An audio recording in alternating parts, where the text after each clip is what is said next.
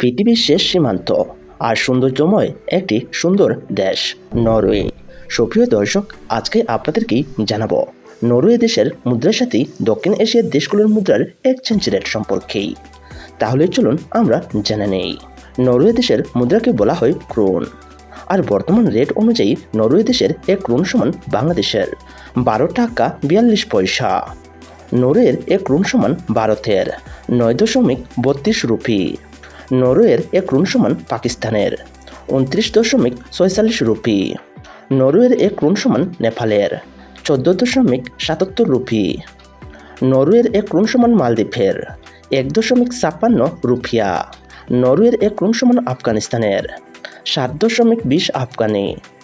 নরওয়ের এক ক্রোন সমান শ্রীলঙ্কার 31.39 রুপি।